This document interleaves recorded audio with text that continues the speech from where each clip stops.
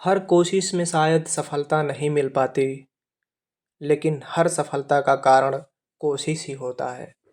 नमस्कार, मैं ज्ञान प्रकाश चौधरी आप सभी का हार्दिक स्वागत एवं अभिनंदन करता हूँ। ये इतिहास का टॉपिक आज मैं लेकर के आ गया हूँ। तो इतिहास को आप मैप के माध्यम से जान पाएंगे। तो आइए शुरुआत करते हैं समय न लेते हुए। पहला प्रश्न स्क्रीन पर दिख ही रहा है, भारतीय पुरातत्व का जनक किसे कहा जाता है? तो भारतीय पुरातत्व का जनक ए कनिंघम जी को कहा जाता है, यानी अलेक्जेंडर कनिंघम। ए ऑप्शन इसमें सही होगा। कौन सही होगा? ए कनिंघम, अलेक्जेंडर कनिंघम, यह उत्तर सही होगा। यह भारतीय पुरातत्व के जनक कहे जाते हैं और इन्होंने ही 1861 ईस्वी में एएसआई की स्थापना की। ASI, archaeological survey of India, इसका फुल फॉर्म होता है आर्कियोलॉजिकल सर्वे ऑफ इंडिया, जिसे कि हिंदी में कहते हैं भारतीय पुरातत्व सर्वेक्षण। तो कब इन्होंने किया था इसकी स्थापना? 1861 ईस्वी में इसकी स्थापना इन्होंने की थी। निम्नलिखित में से कौन भारत में पुरातात्विक महत्व का एक पूरा पाषाण स्थल है? तो कौन सा एक पूरा पाषाण स्थल है? पूरा पाषाण स्थल है तो इसमें से सी ऑप्शन सही हो जाएगा, हुंसागी। ये जो है पूरा पाषाण स्थल है। बाकी ये तीनों, चिरांद हो गया, बुर्जहोम हो गया और मेहरगढ़, यह नव पाषाण काल के स्थल हैं। कब के हैं? नव पाषाण काल के स्थल हैं। तीसरा प्रश्न देखते हैं, प्राचीन काल में कम्मकार शब्द का संबंध किससे था? तो प्राचीन काल में कम्मकार शब्द, यह शब्द किसके लिए प्रयोग में लाया गया? कम्मकार जो कहा गया वह भूमिहीन, भूमि खेतिहर मजदूरों के लिए, भूमि खेतिहर मजदूर, इनके लिए कम्मकार शब्द प्रयोग में लाया गया। चौथा प्रश्न है, सिंधु सभ्यता के लोग क्या बनाने के लिए तांबे और टिन को मिश्रित करते थे? तो तांबा और टिन अगर मिलाया जाता है तो कांसा बनता है, यानी कांस्य को बनाने के लिए इसमें बी ऑप्शन सही हो जाएगा। बी ऑप्शन सही होगा। आ गई बात है सिंधु सभ्यता की, तो सिंधु सभ्यता को आप मैप में देख लें कि भारत में कहाँ कहाँ ये रहा होगा। तो सिंधु घाटी की जो सभ्यता का क्षेत्र था भारत में, ये देखें, यहाँ से लेकर के ये पाकिस्तान का जो प्रांत है ऐसे था। लगभग त्रिभुजाकार का क्षेत्र बनता है, यह सिंधु घाटी सभ्यता का क्षेत्र है। किसका क्षेत्र है? सिंधु सभ्यता का। सिंधु सभ्यता यहीं पर बनी थी, डेवलप हुई सिंधु सभ्यता। ठीक है, सिंधु सभ्यता यहीं पर डेवलप होती है। और सिंधु घाटी सभ्यता की खोज किसने की थी? दयाराम साहनी ने। दयाराम साहनी ने 1921 ईस्वी में, 1921 ईस्वी में सिंधु घाटी की खुदाई हुई। दयाराम साहनी ने इसका खोज किया। तो ये सिंधु घाटी का मैप बनाया गया, मैप के माध्यम से थोड़ा सा इसका विस्तार बताया गया है। यह लगभग त्रिभुजाकार में फैला हुआ है। तो उत्तर का जो क्षेत्र था वह चेनाब नदी के तट पर, जो जम्मू एंड कश्मीर में पड़ता है। ये आप देखें, मांडा एक प्लेस पड़ता है, एक प्लेस है मांडा। कौन सा प्लेस है? मांडा। तो मांडा कहाँ पड़ेगा? जम्मू कश्मीर में। मांडा कहाँ है? जम्मू कश्मीर में पड़ता है। ये किस नदी पर है? चेनाब नदी पर है। यहाँ से प्रश्न बनते हैं ऐसे कि सबसे उत्तर का विस्तार, सिंधु घाटी सभ्यता का सबसे उत्तरतम जो क्षेत्र है वह है मांडा, चेनाब नदी पर ये था। हालांकि जो सभ्यताएं बसी किसी न किसी नदी के किनारे ही बसी। नदी के किनारे क्यों? क्योंकि पानी की आवश्यकता होती है। कहीं भी जीवन के लिए तो पानी जरूरी है। अब वह व्यक्ति अपने उपयोग में भी लाता है, यानी पीने के लिए भी, और फसलों को उपजाने के लिए भी पानी अति आवश्यक है। तो चेनाब नदी पर मांडा वह प्लेस पड़ता है। और जो पूरब का जो सबसे क्षेत्र है, ये पूरब का जो क्षेत्र है, यह है आलमगीरपुर। क्या है? आलमगीरपुर। आलमगीरपुर उत्तर प्रदेश के मेरठ में पड़ता है। नदी कौन सी है? हिंडन नदी है। हिंडन नदी ये हो गया। और सबसे दक्षिण का जो स्थान था वह था दैमाबाद। कौन सा स्थान था? दैमाबाद। दैमाबाद कहाँ पड़ता है? महाराष्ट्र में, और प्रवरा नदी के किनारे। तो प्रवरा गोदावरी की सहायक नदी है। यह सबसे दक्षिणतम बिंदु है। और सबसे पश्चिम का जो बिंदु है वह अपने देश में नहीं पड़ता है, वह पड़ता है पाकिस्तान के बलूचिस्तान प्रांत में। और नदी कौन सी है? दास्क नदी। स्थान का क्या नाम है? सुतकांगेंडोर। तो अगर उत्तर का पूछा जाए, उत्तरतम बिंदु क्या है, तो मांडा है चेनाब नदी पर। पूरब का बिंदु पूछा जाए तो आलमगीरपुर है हिंडन नदी के तट पर, उत्तर प्रदेश। और दक्षिणतम जो है वह दैमाबाद है, महाराष्ट्र में पड़ता है प्रवरा नदी के तट पर। और पश्चिम का जो सबसे अंतिम बिंदु है वह सूतकांगेंडोर है, जो कि दास्क नदी पर है और बलूचिस्तान प्रांत में पड़ता है। तो ये थे सिंधु नदी घाटी जो सभ्यता बनी थी, यानी सिंधु घाटी सभ्यता के यह विस्तार आपने देखा। बढ़ते हैं अगले प्रश्न की तरफ, देखते हैं अगला प्रश्न क्या है। माइक्रोलिथ का इस्तेमाल शुरुआती इंसानों द्वारा किया जाता था। तो माइक्रोलिथ ये क्या हैं? ये छोटे पत्थर के औजार हैं। क्या हैं? ये पत्थरों के ये औजार हैं। जो छोटे पत्थर होते हैं उसके जो औजार हैं उसे ही माइक्रोलिथ कहते हैं।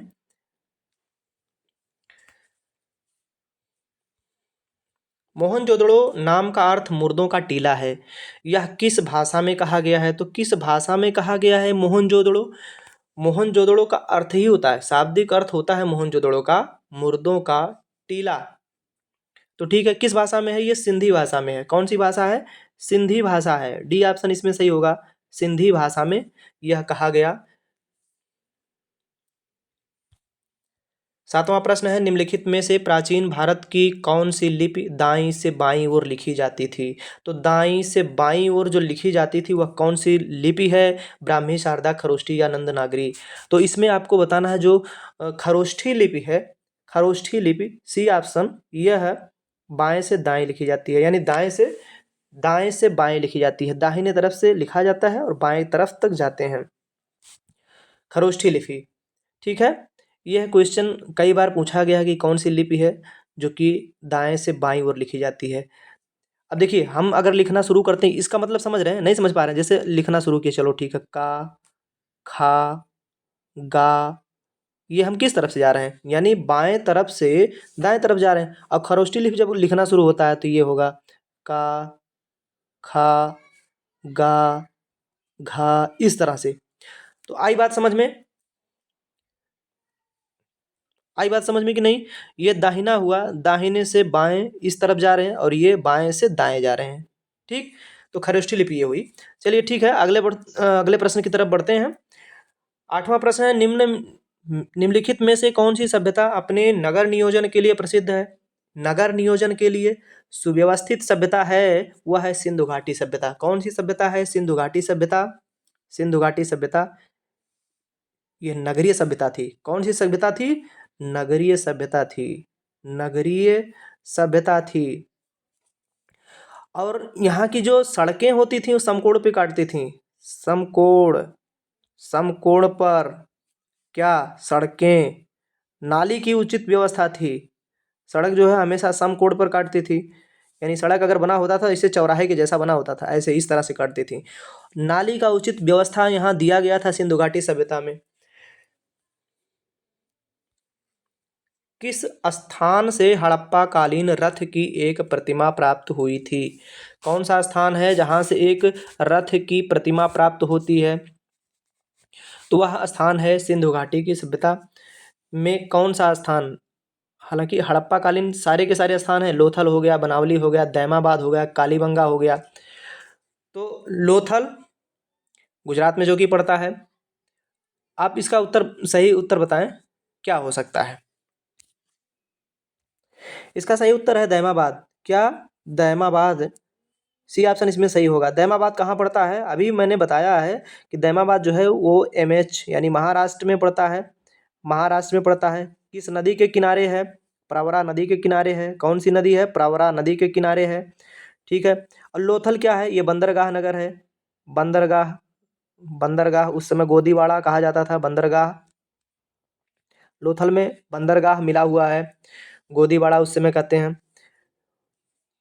आगे बढ़ते हैं, अगला प्रश्न देखते हैं। ऋग्वैदिक काल में रावी नदी को क्या कहा जाता था? तो ऋग्वैदिक काल में रावी नदी को परुशड़ी कहा जाता था। क्या कहा जाता था? पुरुषड़ी, सी ऑप्शन इसमें सही होगा। पुरुषड़ी, इसमें सी ऑप्शन सही होगा। और तब अस्किनी ये कौन सी नदी है? अस्किनी जो है वो चिनाब, अस्किनी चिनाब,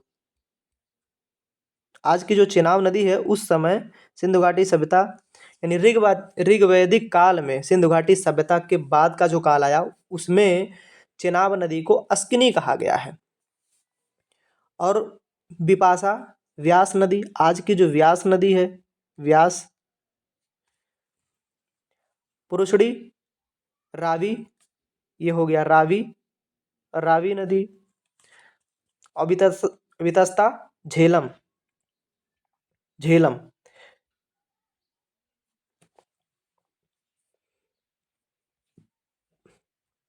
उपनिषदों का केंद्रीय विषय क्या था? उपनिषदों का केंद्रीय विषय क्या था? तो दर्शन एवं ज्ञान। इसका जो सही उत्तर होगा डी ऑप्शन सही होगा, दर्शन एवं ज्ञान यह उपनिषदों का केंद्रीय विषय था। अगले प्रश्न की तरफ बढ़ते।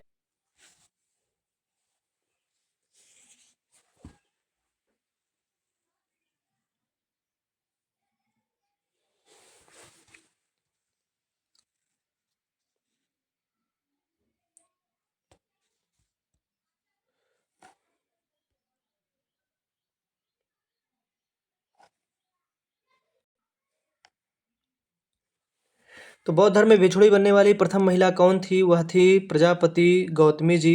प्रजापति गौतमी ये कौन थी? यह बुद्ध जी की माता। कौन थी? बुद्ध की माता नहीं, मौसी हुआ करती थी। भगवान बुद्ध की मौसी, बुद्ध की मौसी। इन्होंने ही महात्मा बुद्ध का पालन पोषण किया था। आगे बढ़ते हैं, अगला प्रश्न देखते हैं। बुद्ध चरित सौंदरानंद पुत्र प्रकरण के रचनाकार कौन थे? तो इसके रचनाकार कौन थे? इसके जो रचनाकार थे वह थे अश्वघोष। कौन थे? अश्वघोष। बी ऑप्शन इसमें सही होगा, अश्वघोष, अश्वघोष। फिर देखते हैं नागसेन ने क्या लिखा है। नागसेन ने क्या लिखा है? नागसेन ने मिलिंद पन्हो लिखा है। क्या लिखा है? मिलिंद पन्हो। क्या? मिलिंद पन्हो, पन्हो नागसेन ने लिखा है। नागार्जुन ने क्या लिखा है? तो नागार्जुन ने माध्यमिक सूत्र लिखा है। क्या लिखा है? माध्यमिक सूत्र, माध्यमिक माध्यमिक सूत्र, ये नागार्जुन ने लिखा है। वसुबंधु ने क्या लिखा है? वसुबंधु ने अभिधर्म कोश लिखा है। क्या लिखा है? अभिधर्म कोश, अभिधर्म कोश। बोलते रहिए आप लोग, साथ साथ याद हो जाएगा, अभिधर्म कोश। अगला प्रश्न देखते हैं। महाबोधि मंदिर परिसर का किसके जीवन से सीधा संबंध है? तो महाबोधि मंदिर परिसर का जो संबंध है वह भगवान बुद्ध से है। किससे है? सीधा संबंध भगवान बुद्ध से है महाबोधि मंदिर परिसर का। किस शासक ने अंतिम समय में जैन धर्म अपनाकर जैन धर्म के अनुसार अपने प्राण त्यागे थे? तो वह कौन शासक था जो अपने अंतिम समय में जैन धर्म को अपनाया? पहला क्वेश्चन तो यहाँ से बना कि किस शासक ने जैन धर्म अपना लिया था? तो वह शासक था चंद्रगुप्त मौर्य। कौन शासक थे? चंद्रगुप्त मौर्य जी थे। और इन्होंने अपने अंतिम समय में एक जैन भिक्षु हुआ करते थे, जैन भिक्षु, वो उनका नाम था भद्रबाहु। क्या नाम था? भद्रबाहु, भद्रबाहु, भद्रबाहु से इन्होंने दीक्षा ली, भद्रबाहु से दीक्षा लिया। और फिर दीक्षा लेने के बाद यह श्रवण बेलगोला एक स्थान पड़ता है। कौन सा स्थान है? श्रवण बेलगोला। याद रखिएगा, बहुत ही इम्पोर्टेंट है श्रवण बेलगोला। ये स्थान पड़ता है। ये स्थान कहाँ पड़ता है? कर्नाटक में पड़ता है। कहाँ पड़ता है? कर्नाटक, कर्नाटक। तो कर्नाटक में श्रवण बेलगोला नामक स्थान पर यह जो है संलेखना विधि से, किस विधि से? संलेखना विधि, संलेखना विधि से अपने प्राण त्याग देते हैं। संलेखना विधि, संलेखना विधि से अपने प्राण त्याग देते हैं। संलेखना विधि होती क्या है? इसमें खाना पीना सब कुछ छोड़ देते हैं और जिससे शरीर कमजोर हो जाएगा और मृत्यु को प्राप्त हो जाती है। सीधा से आप, स्पष्ट रूप से आप अगर कहा जाए तो आत्महत्या कर लेते हैं। ठीक है, चलिए आगे बढ़ते हैं। अगला प्रश्न देखते हैं क्या है। कौटिल्य किस शासक के प्रधानमंत्री थे? कौटिल्य किस शासक के प्रधानमंत्री थे? तो वह चंद्रगुप्त मौर्य के थे। किसके थे? चंद्रगुप्त मौर्य के प्रधानमंत्री हुआ करते थे कौटिल्य। कौटिल्य का एक अन्य नाम हुआ करता है। क्या नाम है? विष्णुगुप्त। क्या नाम है? विष्णुगुप्त, विष्णुगुप्त, विष्णुगुप्त कौटिल्य को कहते हैं, कौटिल्य को कहते हैं। इन्होंने इनकी एक रचना है, कौन सी रचना है? वह है अर्थशास्त्र, बहुत ही फेमस है। अर्थशास्त्र, अर्थशास्त्र। इसमें लेकिन धन की बात कुछ नहीं की गई है। इसमें अर्थशास्त्र लिखा तो है अर्थशास्त्र, लेकिन ये धर्म से संबंधित नहीं है, यह शासन प्रणाली से संबंधित है। ध्यान दीजिएगा, अर्थशास्त्र कौटिल्य की रचना है। कौटिल्य चंद्रगुप्त जी के प्रधानमंत्री हुआ करते थे।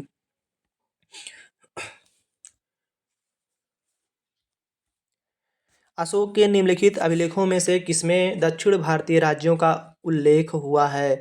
तो अशोक का कौन सा अभिलेख बताता है? तो यह जो सही उत्तर होगा यह है द्वितीय शिलालेख। बी ऑप्शन इसमें सही होगा। अशोक के द्वितीय शिलालेख में दक्षिण भारतीय राज्यों की बात की गई है, चर्चा की गई है। तो अशोक के जो अभिलेख हैं उनको 3 भागों में बांटा गया है। सबसे पहले कौन कौन से अशोक के जो अभिलेख हैं, तो अभिलेख जो है, अभिलेखों को 3 भागों में बांटा गया है। 3 तरह के अभिलेख लिखवाए हैं अशोक ने। तो अभिलेख को 3 भागों में कौन कौन सा है? सबसे पहले यदि आप देखते हैं तो गुहा लेख है, यानी गुफाओं में है। गुहा लेख, गुफाओं में जो लिखा गया है पत्थरों पर। दूसरा जो होता है वह है स्तंभ लेख। स्तंभ लेख यानी जो खंभों पे लिखवाए गए हैं, स्तंभ लेख। और तीसरा जो होता है वह है शिलालेख। तीसरा क्या है? शिलालेख। तीसरा क्या है? शिलालेख, यानी पत्थरों पर जो लिखवाए गए हैं, शिलालेख। ठीक है, तो 3 तरह के अभिलेख खुदवाए हैं अशोक ने, 3 भागों में बांटा गया है।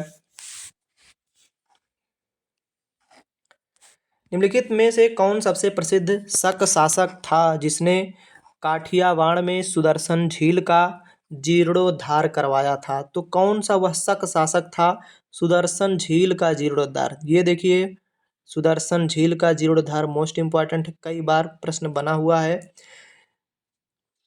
तो वह थे रुद्रदामन प्रथम। कौन थे? रुद्रदामन प्रथम। इन्होंने सुदर्शन झील का फिर से सुंदरीकरण करवाया, फिर से बनवाया।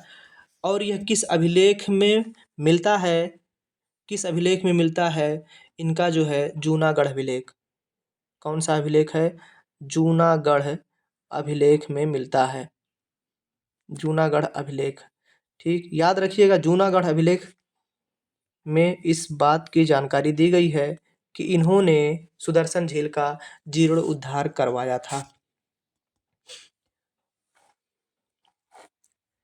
दिल्ली के प्रसिद्ध लौह स्तंभ का निर्माण किस वंश के शासक ने करवाया था?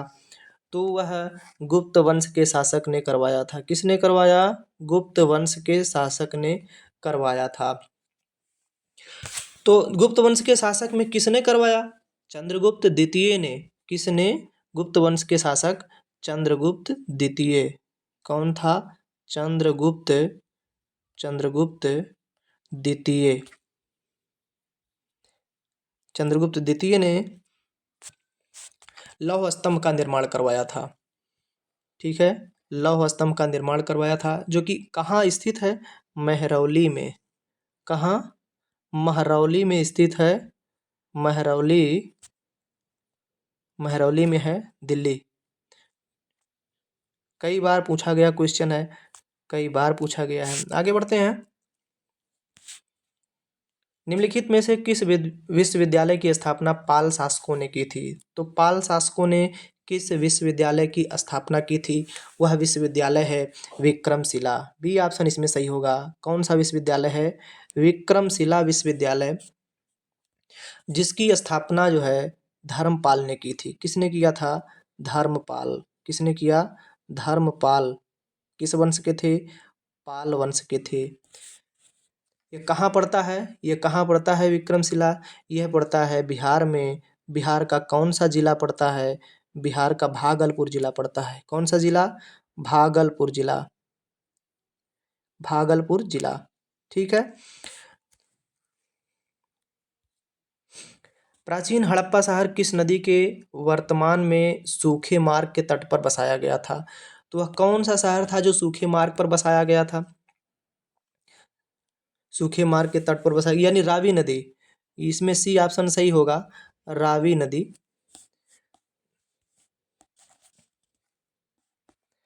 आगे बढ़ते हैं, अगला प्रश्न देखते हैं। हड़प्पा वासियों को तांबा संभवतः वर्तमान समय के किस राज्य से प्राप्त होता था? तो वर्तमान का जो समय है उस समय का यह जो है दूसरा हुआ करता था राज्य। वर्तमान समय में राजस्थान जो राज्य है, राजस्थान, यहाँ से हड़प्पा काल के जो लोग थे वह तांबा प्राप्त किया करते थे। क्या प्राप्त करते थे? तांबा प्राप्त किया करते थे। लौह युग का सबसे आम उपकरण क्या था जो एक हथियार के रूप में प्रयोग किया जाता था? तो लौह युग का जो सबसे पॉपुलर था वह कुल्हाड़ी थी। क्या? कुल्हाड़ी थी। आरा मशीन उस समय बन गया था क्या? बिल्कुल नहीं। कुल्हाड़ी उस समय बनी थी और कुल्हाड़ी से ही दैनिक कार्य हुआ करते थे। कुल्हाड़ी से शिकार भी हुआ करता था।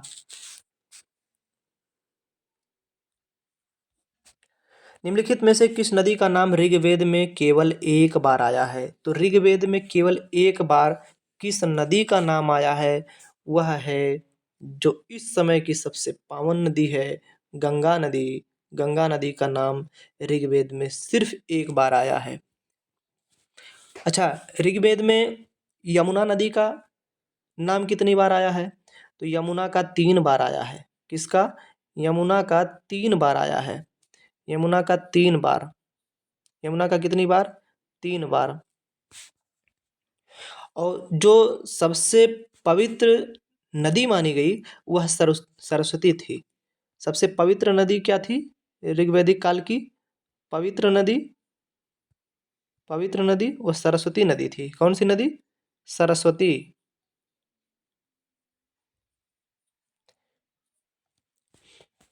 और जो सबसे महत्वपूर्ण नदी मानी गई थी, सबसे महत्वपूर्ण, सबसे महत्वपूर्ण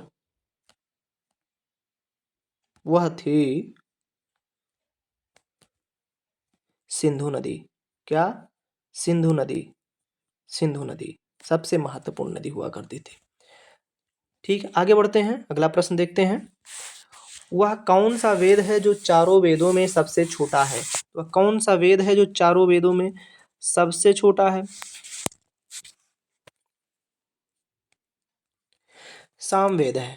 कौन सा है? सामवेद है। बी ऑप्शन इसमें सही होगा, सामवेद है। अच्छा, ऋग्वेद के जो तीसरे मंडल में गायत्री मंत्र का उल्लेख है। कौन सा मंत्र? गायत्री मंत्र। गायत्री मंत्र। ओम भूर्भुवः स्वः तत्सवितुर्वरेण्यं भर्गो देवस्य धीमहि। यह जो मंत्र है गायत्री मंत्र वह ऋग्वेद में उल्लिखित है। अथर्ववेद में क्या है? जादू टोना, टोना टोटका है ना, इसमें टोना टोटका, टोना, जादू, इसकी बात की गई है अथर्ववेद में। और यजुर्वेद क्या है? कर्मकांडीय वेद है। कर्मकांड की,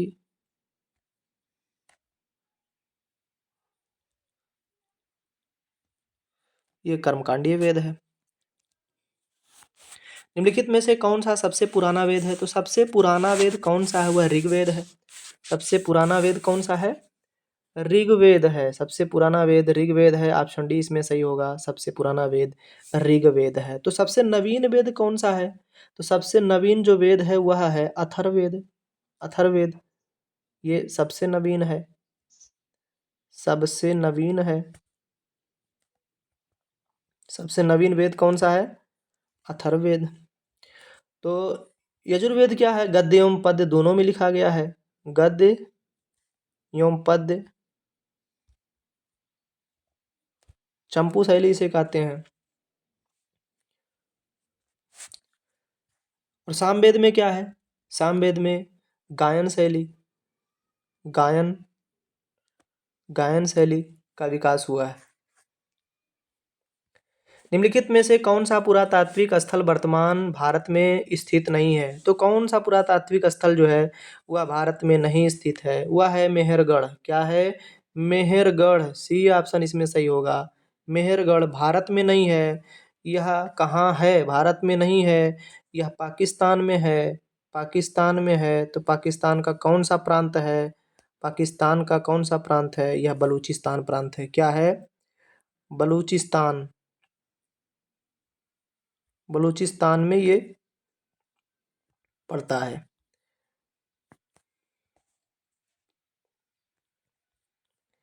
वेदों में सबसे पुराना वेद ऋग्वेद है, जिसकी रचना कितने वर्ष पहले हुई थी? तो इसका जो समय होगा वह लगभग 3500 साल पहले हुआ था। कब हुआ? लगभग 3500 साल पहले हुआ था ऋग्वेद की रचना। ऋग्वेद में क्या है? ऋग्वेद में 10 मंडल हैं, 10 मंडल हैं, 10 मंडल, 10 मंडल हैं। 1028 क्या है? सूक्त हैं। 1028, 1028 सूक्त हैं, सूक्त हैं। और लगभग 10,580, 10,580 लगभग जो है ये क्या हैं? ऋचाएँ हैं। क्या? ऋचाएँ हैं। यह ऋग्वेद की विशेषता है। कौन सा शहर कच्छ के रण में खादिर बेत पर स्थित था, जहां ताजा पानी और उपजाऊ मिट्टी थी? तो कौन सा वह शहर था? बताएं इसमें से कौन सा हो सकता है? वह है धौलावीरा। क्या है? धौलावीरा। ये जो था वह कच्छ के रण में था, धौलावीरा। तो इसकी खोज किसने की थी? जेपी जोशी ने। जेपी जोशी ने इसको खोजा था। किसने? जेपी जोशी। जेपी जोशी ने खोजा था। जेपी जोशी ने खोजा था। कहाँ पड़ता है? गुजरात में पड़ता है। कहाँ पड़ता है? गुजरात में पड़ता है। सिंधु घाटी सभ्यता के निम्नलिखित में से किस स्थल पर महास्नानागार की खोज की गई थी? कौन सा स्थल था जहां पर महास्नानागार की खोज हुई? वह है मोहनजोदड़ो। क्या है? मोहनजोदड़ो। मोहनजोदड़ो। बी ऑप्शन इसमें सही होगा। बी ऑप्शन सही होगा, मोहनजोदड़ो। यहाँ से एक महान स्नानागार की खोज हुई थी। तो मोहनजोदड़ो से और क्या क्या मिला था? मोहनजोदड़ो से और क्या क्या मिल गया था? ये भी तो थोड़ा सा देख लें। पशुपतिनाथ की मूर्ति। किसकी? पशुपतिनाथ की मूर्ति। पशुपतिनाथ की मूर्ति मिली थी। और मातृदेवी, मातृदेवी की प्रतिमा भी यहीं से मिली। मातृदेवी की प्रतिमा, मातृदेवी की प्रतिमा यहीं से मिली है। ठीक है। और कालीबंगा से क्या मिला हुआ है? कालीबंगा से जुते हुए खेत के साक्ष्य मिले हैं, है ना। लोथल, लोथल से क्या मिला हुआ है? चलो लोथल से देख लेते हैं। लोथल से जो मिला है, ये पहली बात तो लोथल बंदरगाह था, बंदरगाह नगर था। बंदरगाह यानी गोदीवाड़ा बंदरगाह। और क्या था? 3 युगल समाधियां। 3 जो है, 3 युगल समाधियां मिली हैं। युगल समाधियां। युगल समाधियां मिलने से क्या सिद्ध होता है? कि सती प्रथा उस समय था। 3 युगल समाधियां, दो दो लाशें एक साथ मिली हुई हैं लोथल से।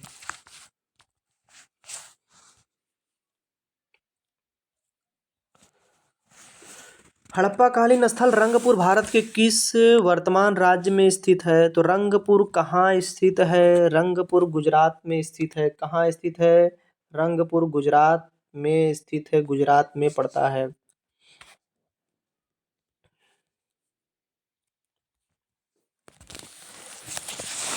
अगला प्रश्न। वेद ऋषि कपिल का संबंध भारतीय दर्शन के किस संप्रदाय से था? तो किस संप्रदाय से था? सांख्य संप्रदाय से था। सी ऑप्शन इसमें सही होगा, सांख्य। सी ऑप्शन इसमें सही होगा। न्याय के कौन है प्रवर्तक? न्याय के प्रवर्तक कौन है? न्याय के हैं गौतम ऋषि। कौन ऋषि हैं? गौतम। गौतम, गौतम हैं। और वैशेषिक के हैं कणाद। वैशेषिक के कौन हैं? कणाद। कणाद हैं। कणाद बहुत ही इंपॉर्टेंट है ये सब। याद कर लीजिए, लिख लीजिएगा। मीमांसा के कौन हैं? जैमिनी। मीमांसा में दो तरह के हैं, तो मीमांसा में जो दोनों हो गए तो दोनों का बता देते हैं, दोनों का बता देते हैं। एक होता है पूर्व, पूर्व जो मीमांसा है इसको किसने लिखा? पूर्व मीमांसा। और ये होता है, दूसरा होता है उत्तर मीमांसा, उत्तर मीमांसा। तो पूर्व मीमांसा जो इसके प्रवर्तक हैं ये हैं जैमिनी। कौन है? जैमिनी। पूर्व मीमांसा के जैमिनी हैं, जैमिनी हैं, जैमिनी है इसके प्रवर्तक। और उत्तर मीमांसा के प्रवर्तक कौन है? बादरायण है। कौन है? बादरायण, बादरायण। बहुत ही इंपॉर्टेंट टॉपिक है, इसको नोट कर लीजिए, याद कर लीजिएगा। सांख्य के कौन है? कपिल मुनि है। प्राचीन शहर लोथल जो अब एक प्रमुख पुरातात्विक स्थल के रूप में प्रसिद्ध है, भारत की किस राज्य में स्थित है? 36वां प्रश्न आ गया। लोथल कहाँ स्थित है? तो लोथल गुजरात में स्थित है। लोथल कहाँ स्थित है? गुजरात में है। डी ऑप्शन इसमें सही होगा, डी ऑप्शन इसमें सही होगा। किस नदी के तट पर है? लोथल जो है भोगवा नदी के तट पर है। कहाँ है लोथल? ये लोथल जो है भोगवा नदी, कौन सी नदी है? भोगवा नदी, भोगवा नदी के तट पर, भोगवा नदी के तट पर है। अच्छा, खोजा किसने था लोथल? किसने खोजा था? एस आर राव ने, doctor S R Rao, S R Rao, इन्होंने इसकी खोज की थी। ऋग्वेद में सूक्तों की संख्या है, तो ऋग्वेद में कितने सूक्त हैं ये बताना है। तो अभी मैंने बताया कि 1028 सूक्त हैं। कितने सूक्त हैं? 1028 सूक्त हैं। 10,500 से अधिक मंत्र यानी ऋचाएं हैं। निम्नलिखित में से किसे नाट्य शास्त्र का रचयिता माना जाता है? तो नाट्य शास्त्र के जो प्रणेता हैं वह भरत मुनि हैं। कौन है? भरत मुनि। ये हिंदी का भी क्वेश्चन बनता है, भरत मुनि। किस महाकाव्य में 18 पर्व और 10,000 छंद हैं? तो वह कौन सा महाकाव्य है जिसमें 18 पर्व हैं? तो 18 पर्व हैं, वो महाभारत है, महाकाव्य महाभारत। ऋग्वेद के मंत्रों के समूह को क्या कहते हैं? सूक्त कहते हैं, सूत्र नहीं, सूक्त होगा। ए ऑप्शन इसमें सही होगा, सूक्त कहते हैं। ठीक है, तो कितने सूक्त हैं? 1028 हैं। कितने हैं? 1028 सूक्त हैं।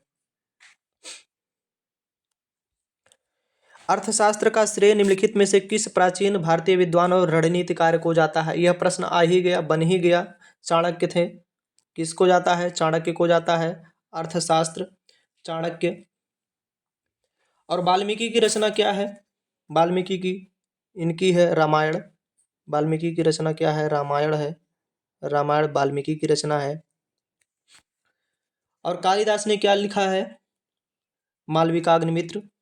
कालिदास ने लिखा है मालविका अग्निमित्र, मालविका, मालविका अग्निमित्र कालिदास की रचना है।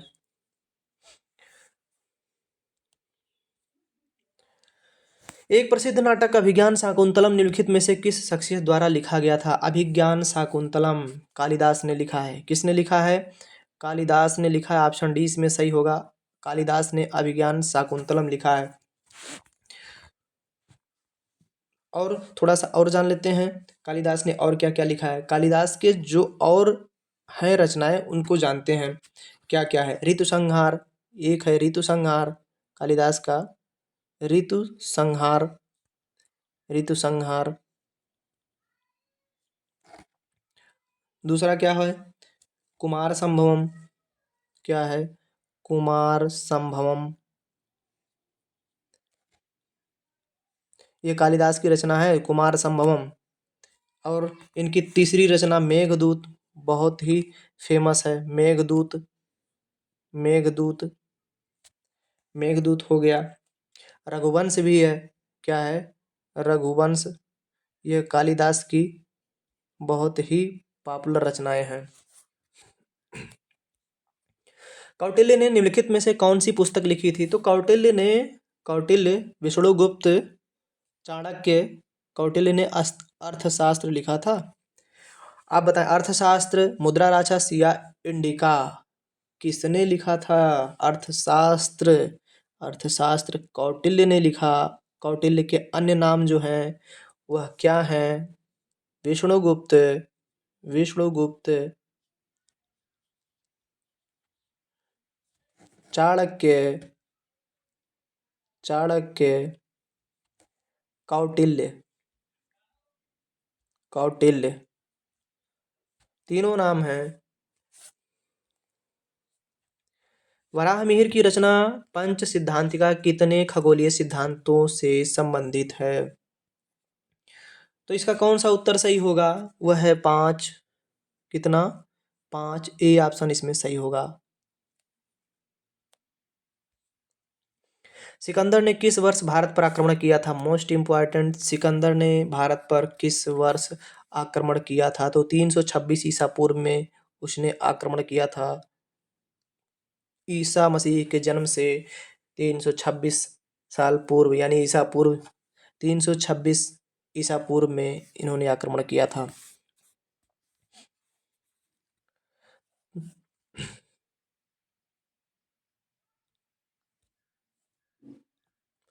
हर्यक वंश के उसे शासक का नाम बताइए जो अजातशत्रु का पुत्र था और जिसने पाटलिपुत्र की नींव रखी थी। तो हर्यक वंश का वह कौन सा शासक था जिसने पाटलिपुत्र की नींव रखी थी? वह था उदयन। कौन था? उदयन। सी ऑप्शन इसमें सही होगा। उदयन ने पाटलिपुत्र नगर को बसाया था।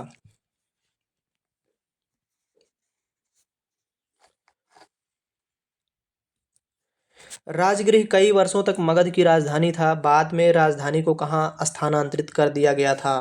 तो बाद में जो राजधानी स्थानांतरित की गई थी वह पाटलिपुत्र किया गया। पाटलिपुत्र किया गया था। कहाँ किया गया? पाटलिपुत्र किया गया था।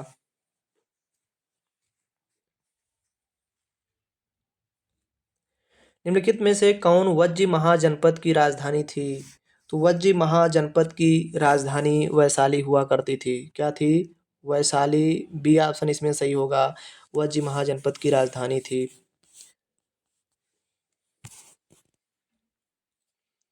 निम्नलिखित में से कौन सा 16 महाजनपदों में से एक नहीं था?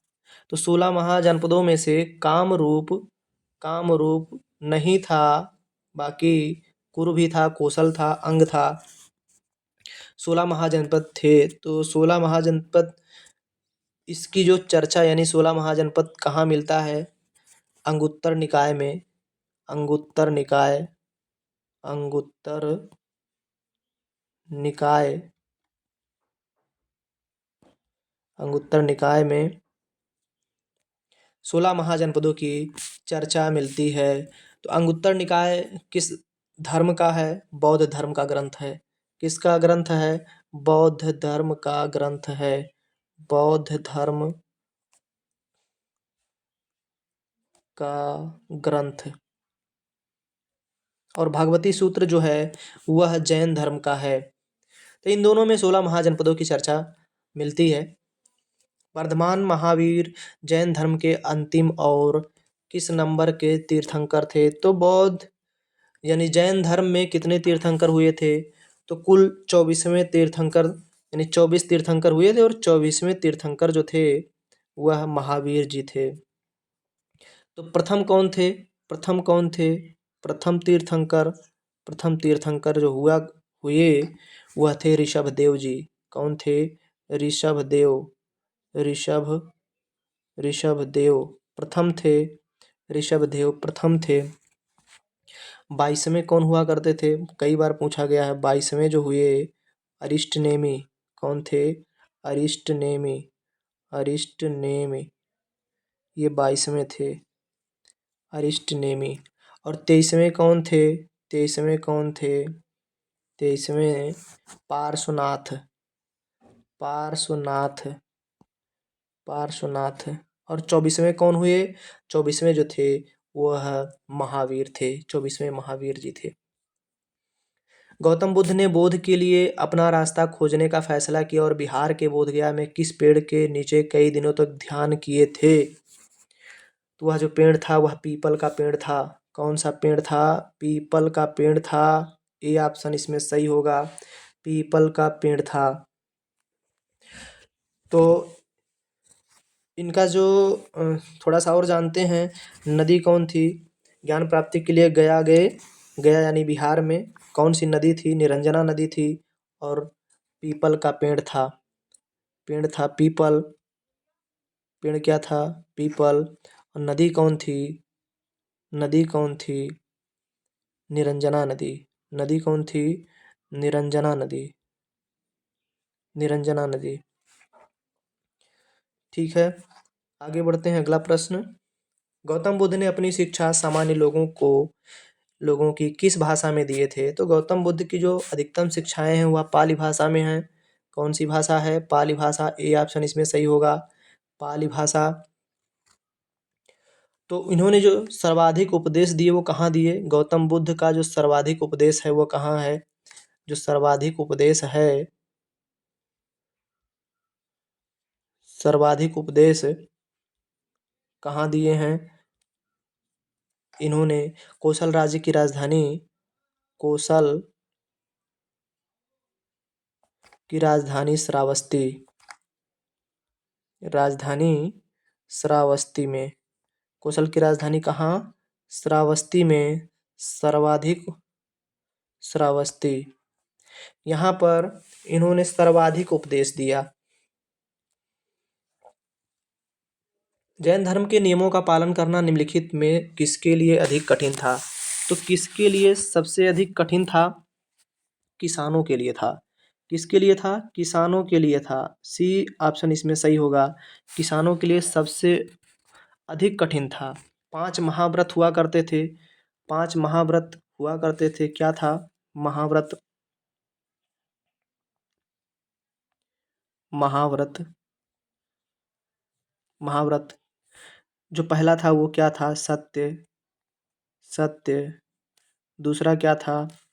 अहिंसा। अहिंसा। तीसरा था अस्तेय। तीसरा था अस्तेय। अस्तेय। चौथा अपरिग्रह।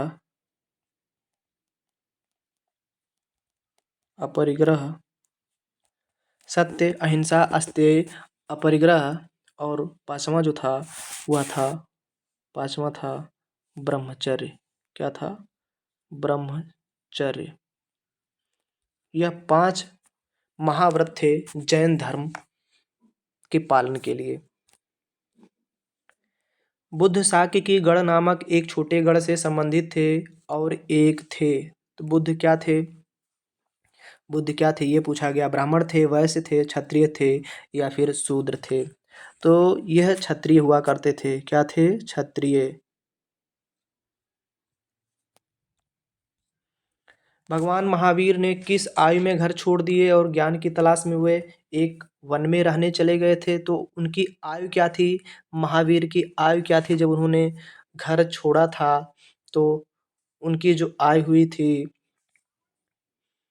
30 वर्ष की अवस्था में। सही ऑप्शन है ये ऑप्शन।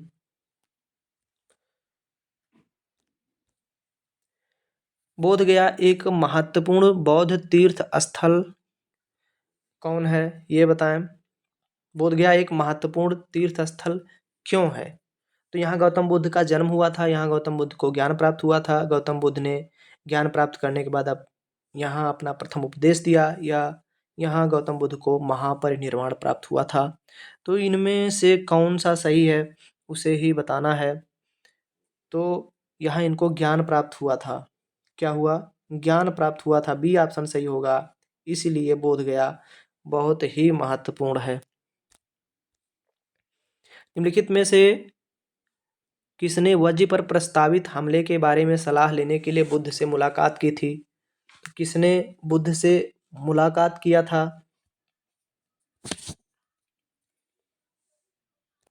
वस्कर ने। बी ऑप्शन इसमें सही होगा, वस्कर ने मुलाकात किया था। निम्नलिखित में से कौन सा मौर्यकालीन शिलालेख वर्तमान भारत में स्थित नहीं है? तो कौन सा वर्तमान भारत में स्थित नहीं है? तो चारों विकल्प आपके सामने है, इसमें से आप बताएं कि कौन सा नहीं है। तो इसमें जो सही होगा वह है कंधार। क्या है? कंधार। ये ऑप्शन इसमें सही होगा। कंधार भारत में नहीं है। मौर्य साम्राज्य की राजधानी कहाँ थी? मौर्य साम्राज्य की राजधानी कहाँ थी? पाटलिपुत्र। कहाँ? पाटलिपुत्र। डी ऑप्शन सही होगा। मौर्य साम्राज्य की राजधानी कहाँ थी? पाटलिपुत्र। तो मौर्य साम्राज्य के संस्थापक कौन थे? संस्थापक कौन थे? संस्थापक चंद्रगुप्त मौर्य। कौन थे? चंद्रगुप्त मौर्य। चंद्रगुप्त मौर्य।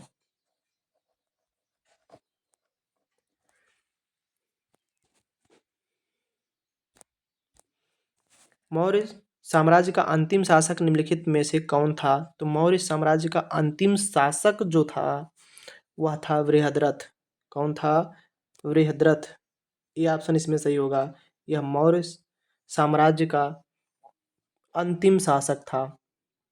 और इसकी हत्या किसने की थी? इसका जो सेनापति था पुष्यमित्र शुंग। सेनापति पुष्यमित्र शुंग। पुष्यमित्र शुंग, इसने इसकी हत्या कर दी थी। इसने इसकी हत्या कर दी थी और शुंग वंश की स्थापना कर लेते। निम्नलिखित में से कौन मौर्य साम्राज्य का दूसरा शासक था? तो मौर्य साम्राज्य का दूसरा शासक बिंदुसार हुआ था। कौन हुआ? बिंदुसार हुआ था। दूसरा शासक कौन हुआ? बिंदुसार। ये इसमें सही होगा। चलिए, ये थे आज के प्रश्न जो अति महत्वपूर्ण थे।